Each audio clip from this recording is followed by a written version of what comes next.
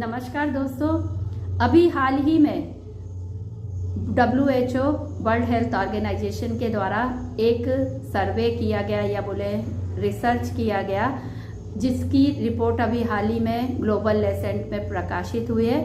जिसके जो रिजल्ट है, परिणाम है, बहुत ही ज़्यादा चौंकाने वाले हैं, क्योंकि इस सर्वे में 195 देशों में जो हमारा देश है भारत वो निष्क्रियता के मामले में 12वें नंबर पे है। सुन के बहुत बहुत आपको आश्चर्य होगा कि इंडियंस जो है अब अनफिट की श्रेणी में पहुंच रहे हैं। और आपको पता ये परसेंटेज क्या है?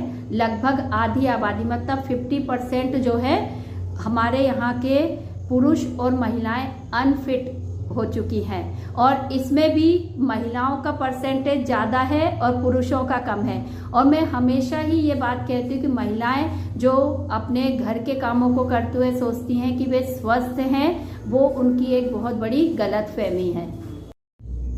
और WHO का भी यही मानना है कि महिलाओं की जो फिजिकल इनएक्टिविटी है या जिसकी वजह से वो अनफिट की श्रेणी में आ रही है, उसकी वजह यही है।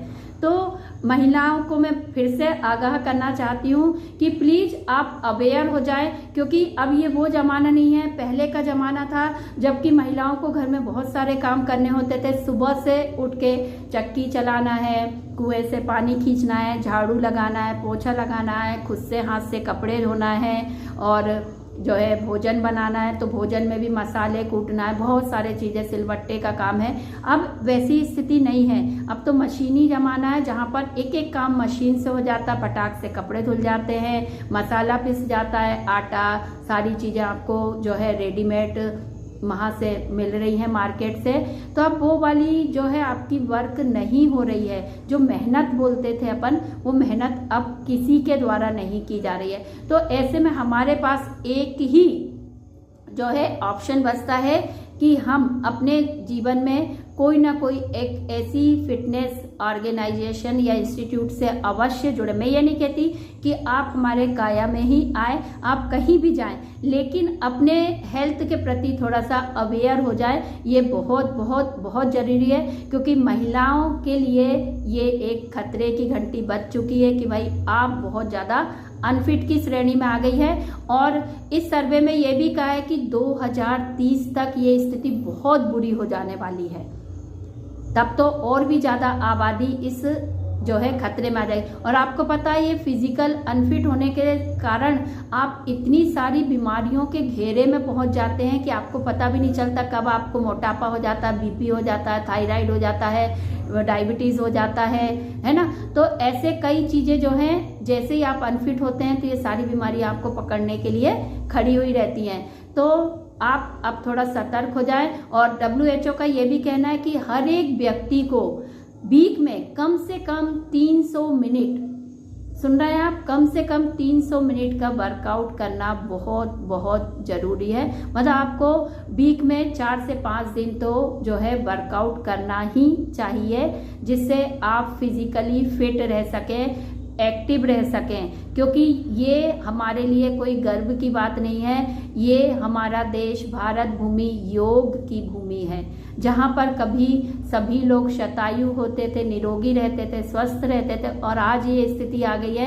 कि 10-12 साल के बच्चे ही देखे तो मोटापे का, हार्ट प्रॉब्लम का, डायबिटीज़ का शिकार हो रहे हैं। इसकी वजह भी सबको समझ में आ रही है, दिखाई दे रही है कि ये जो फास्ट फूड भर भर के बच्चे खा रहे हैं ना, वही उनका निकल रहा है। लेकिन हमको ये इजी लगता है कि एक चिप्स का पैकेट पकड़ा दिया, एक कुरकुरे का पैकेट पकड़ा दिया, बर्गर खिला दिया, पिज्ज़ा खिला दिया, और ये सोच लिया कि अरे उसमें तो सब्जी डली है, ठीक है, थोड़ा सा चलता है।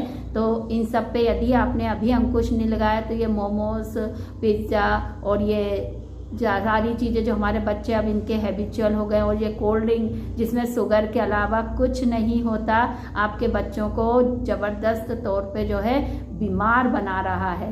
तो अब ये फास्ट फूड से अपने बच्चों को दूर करें, उनके स्वास्थ्य के प्रति सजग रहें, क्योंकि यदि हम इसी गति से चलते रहे तो किसी दिन हम जो है फिजिकल अनफिट तो होंगे ही। इनएक्टिविटी के कारण ये स्थिति हो जाएगी कि आने वाली जनरेशन जो है शुरू से ही बीमार पैदा होगी, क्योंकि हमारे जीन में ये सारी सारी चीज़ें चली जाएंगी। कभी हमारे जीन में शतायु का डीएनए था, आज हमारे डीएनए में देखिए कैसी कैसी बीमारियां आ गई हैं और जो हम अपने बच्चों को ट्रांसफ़र कर रहे हैं। तो क्या ये कोई अच्छी बात है कि आप अपने बच्चों को विरासत में बीमारियां सौंप के जा रहे हैं? तो थोड़ा सा समझें, सतर्क हों और इस पर विचार करें। ये चिंतनीय है, विचारणीय है।